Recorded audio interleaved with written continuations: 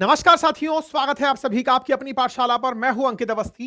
मेरे प्यारे साथियों, आप सबने बचपन से लेकर अब तक ज्वालामुखी फटने की ज्योग्राफी क्लास 6th स्टैंडर्ड से पढ़ना शुरू किया होगा और अब तक कहीं ना कहीं वॉल्केनो आपकी कहानियों में, आपके द्वारा पढ़े गए कंटेंट में, आपकी सुर्खियों में रहे होंगे। लेकिन आज जिस हम ज्वालामुखी की बात कर रहे हैं, इसे फटने में 12,000 साल लगे हैं। यानी कि कभी ये फटे थे टाइप से है और ये फिर से अब जाके फटा है।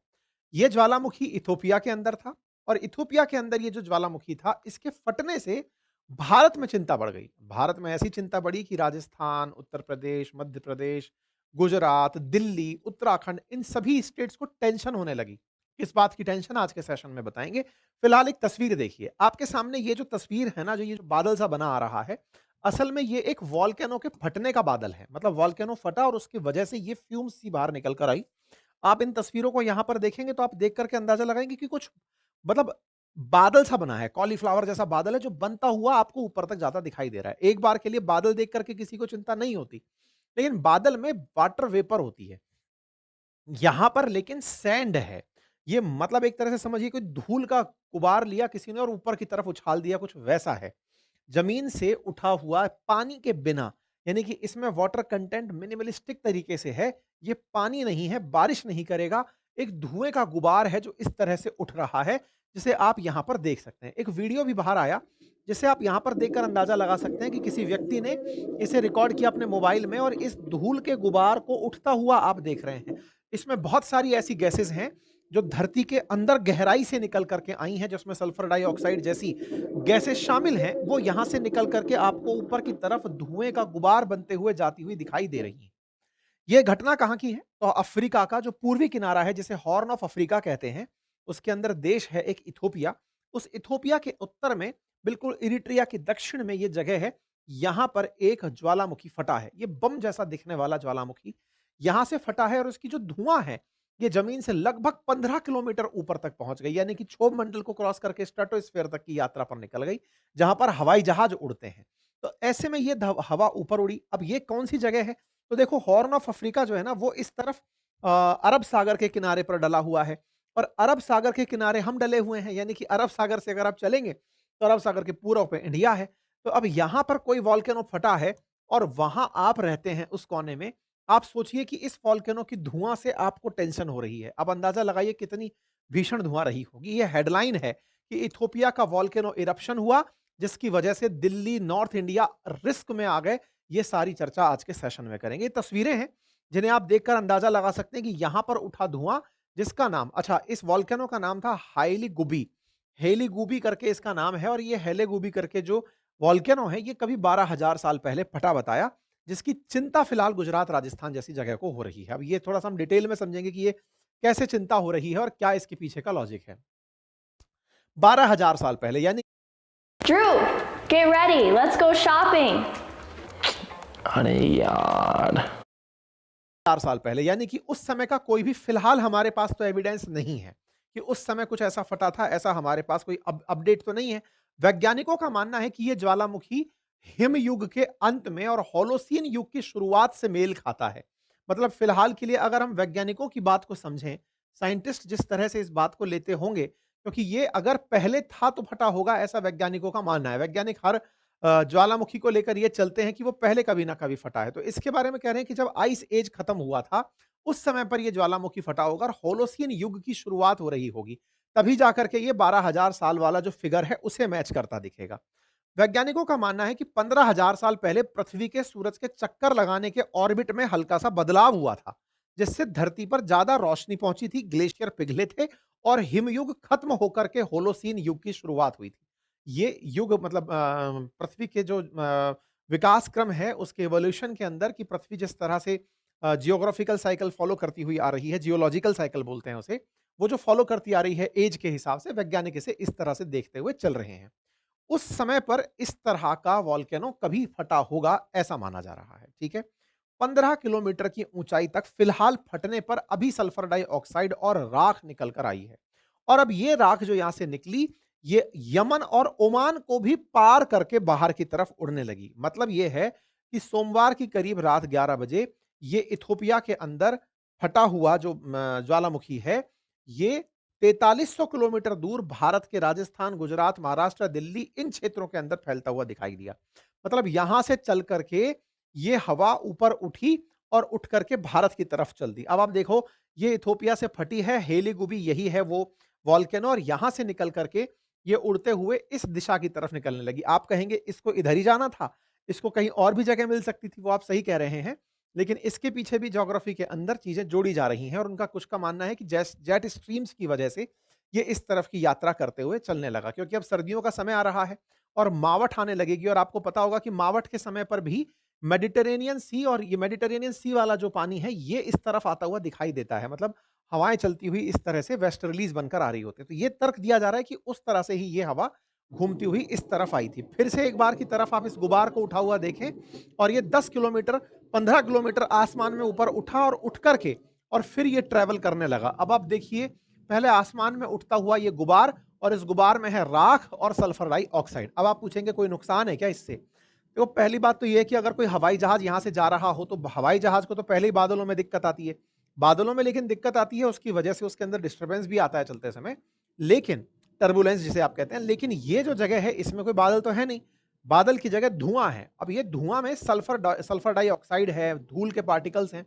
अगर इनमें से कोई फ्लाइट निकले तो फ्लाइट के मतलब जो इंस्ट्रूमेंट हैं उसमें धुआं फंस सकती है, या फिर ये कहिए कि राख फंस सकती है, एसी में जा सकती है, सांस में दिक्कत आ सकती है ना, विंड्स में फंस सकती है। तो मतलब जितने भी फ्लाइट्स के सामने से निकलेंगी उन्हें चिंता होगी। अब आप कहेंगे फटा तो किसी एक कोने पे है, चिंता की क्या बात है? देखो, चिंता की बात यह है कि ये फट करके यहां से आगे इतना बड़े क्षेत्र में फैल गया, इतना बड़े क्षेत्रफल में फैल गया जितना ऑस्ट्रेलिया का अपना पूरा पूरा क्षेत्रफल है। अब आप सोचो, यहां से फटा है और बिल्कुल अगरबत्ती की धुआं की तरह ये निकलता हुआ दूसरी तरह तक पहुंच रहा है। तो इस रास्ते में से जो भी निकला ना, उन सबके लिए नुकसानदायक है।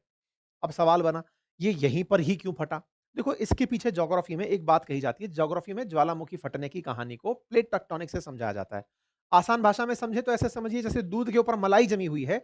ऐसे माना जाता है कि पृथ्वी के अंदर कई परतें हैं। परतों में जहां अपन लोग रहते हैं उसको क्रस्ट कहते हैं, उसके जस्ट नीचे वाले हिस्सा को मैग्मा कहते हैं, और उसके अंदर में कोर कहा जाता है। मैग्मा के बारे में कहा जाता है कि उसका जो ऊपर वाला हिस्सा है, अपर मैग्मा वाला हिस्सा, वो पिघला हुआ है। पिघला हुआ है मतलब जलने की वजह से पिघल रहा है, मतलब मेल्टेड मेल्टेड स्थिति में है। बिल्कुल वैसे ही जैसे मलाई के नीचे दूध है, बिल्कुल वैसे ही मैग्मा है अर्थ के अंदर। वो जो प्लेट्स हैं वो बिल्कुल क्रस्ट की, जिसको स्थिति कह रहे हैं आप, दूध के ऊपर बैठी मलाई जैसा है। अब ये कहा जाता है कि मैग्मा में अगर हलचल हो तो हलचल की वजह से जो ऊपर बैठी हुई प्लेट है उसमें दरार आ जाती है। इसको आसान भाषा में समझते हैं। दूध में अगर मलाई जमी हुई है और आपने बर्तन को गर्म चढ़ा दिया, तो अंदर दूध में जब भी उछल कूद मचने लगती है तो मलाई ब्रेक होने लगती है। और ज्यादा गर्म करोगे तो मलाई टूट जाती है और उसके अंदर से दूध ऊपर की तरफ बाहर निकल आता है। बिल्कुल वैसे ही अर्थ के ऊपर पूरी तरह से ऐसी प्लेट्स बनी हुई हैं, और इन प्लेट्स के अंदर मैग्मा है, और मैग्मा जब उछाले मारता है ये प्लेट्स दरक जाती हैं और सरक जाती हैं। बस इनके दरकने और सरकने से ही दुनिया के अंदर ज्वालामुखी और भूकंप का निर्माण होता है। इस प्रक्रिया को प्लेट टेक्टोनिक एक्टिविटी कहते हैं। मतलब आप ये समझिए कि आप इस तरह से मैग्मा की अपराइजिंग देखते हैं और फिर ये इस तरह से दाएं-बाएं निकलना शुरू कर देता है, और शुरू करके प्लेट्स को धक्का देता है, और प्लेट्स दूसरी प्लेट से टकराती है तो टक्करें होती हैं। कुछ इस तरह का नवैया निकल करके आता है। ठीक है? तो उम्मीद है कि आप इस बात को समझ रहे हो। अब यहां पर ऐसा क्यों हुआ? इसके पीछे कहा गया कि पूरी धरती कुल मिलाकर 7 बड़ी टेक्टोनिक प्लेट्स में बटी हुई है। ये प्लेटें साल भर में 2 से लेकर 10 सेंटीमीटर की रफ्तार से हिलती-डुलती हैं। आज भी इनके अंदर हलचल होती है, जिसकी वजह से ज्वालामुखी का फटना और भूकंप का आना देखा जाता है। फिलहाल जहां पर यह घटना घटी है वहां पर 3 बड़ी प्लेटें हैं, और वो जो 3 बड़ी प्लेटें हैं वो हर साल 1 से 2 सेंटीमीटर सरक रही हैं।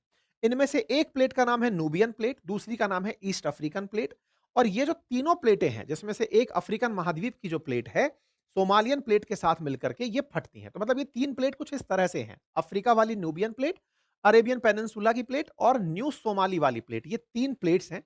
पश्चिम की तरफ नूबियन, उत्तर की तरफ अरेबियन, पूर्व की तरफ सोमाली प्लेट, और ये तीनों एक दूसरे से 1-2 सेंटीमीटर के हिसाब से सालाना सरक रही हैं।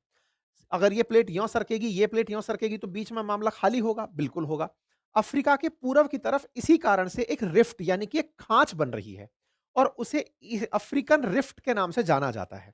अफ्रीका के मैप को जब आप देखेंगे तो मैप के अंदर ईस्ट अफ्रीकन रिफ्ट बहुत ही सिग्निफिकेंट फीचर है जब ज्योग्राफी का मैप पढ़ाया जाता है।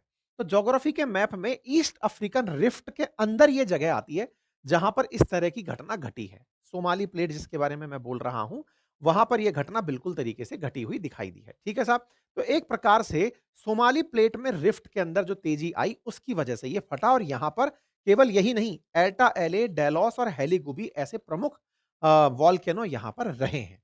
उम्मीद है कि आपको अब वॉल्केनो की कहानी समझ में आ गई होगी।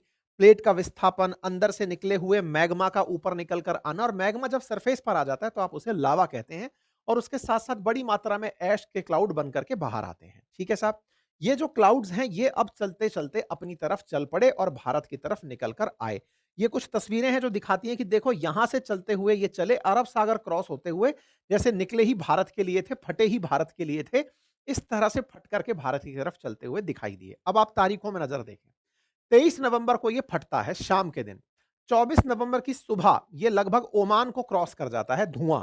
ये धुआं और उड़ते-उड़ते फिर पाकिस्तान, भारत के अंदर राजस्थान, गुजरात, इन क्षेत्रों को सेकंड डे में 24 नवंबर के दिन दोपहर तक पहुंच जाता है, और पहुंचते-पहुंचते अब क्योंकि आज आप इस सेशन को 26 तारीख के दिन सुन रहे हैं, ये क्रॉस कर चुका है, और क्रॉस करते-करते ये अब चाइना की साइड में निकल गया, हिमालय को क्रॉस करते हुए आगे चला गया है। ठीक है? तो इसका पूरा जो यात्रा चक्र है, उसमें पाकिस्तान, भारत ये सब शामिल हुआ, और अब ये भारत को क्रॉस करके चाइना की तरफ निकल गया है। 4300 किलोमीटर की दूरी राख ने तय कर ली 2 दिन के अंदर, आप इससे अंदाजा लगाइए। तो क्या इससे कोई नुकसान हुआ? देखिए, अपेक्षा ये थी कि इसकी निकली हुई राख हमारे ऊपर गिरेगी, या फिर जो जो क्षोभ मंडल है, जो हमारा ट्रोपोस्फेयर है, जहां पर हम लोग सांस के लिए ऑक्सीजन देखते हैं, उसके साथ मिलकर के ये एक्यूआई को बिगाड़ देगा, एयर क्वालिटी को बिगाड़ देगा, और हमारे देश के अंदर पॉल्यूशन बढ़ा सकता है, फसलों को नुकसान पहुंचा सकता है, शीतलन भी कर सकता है। कई बार वॉल्केनो फटने से कूलिंग इफेक्ट भी आता है, लेकिन ऐसा कुछ हुआ नहीं।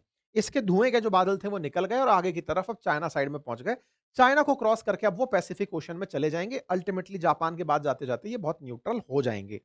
कुल मिलाकर के जो राख है, इसने बहुत तेजी से सफर किया, और लगभग इसने मतलब अपने आप में कहिए तो 14 किलोमीटर ऊंचा उड़ करके इतना बड़ा क्षेत्रफल को कवर कर लिया जितने में ऑस्ट्रेलियन महाद्वीप समा जाए।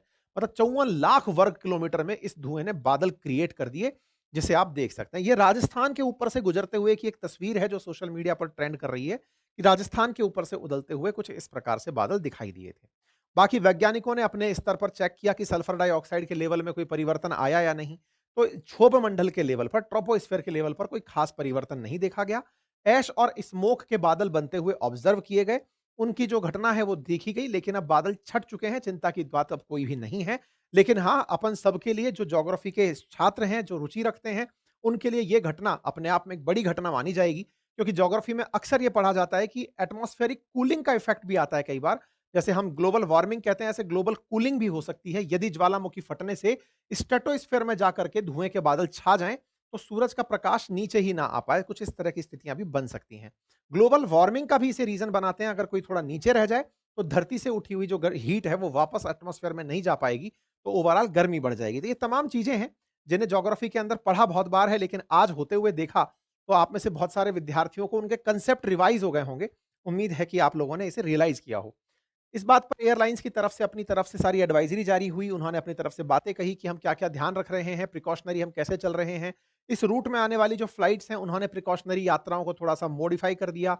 निकलते हुए, बचते हुए निकले, और कुल मिलाकर के यहाँ से सब कुछ अब फिलहाल सुरक्षित निकल गया। कुल मिलाकर एक सवाल अगर ये पूछा जाए कि साहब अगर हवाई जहाज के रास्ते में ही राख मिल जाए तो क्या करें?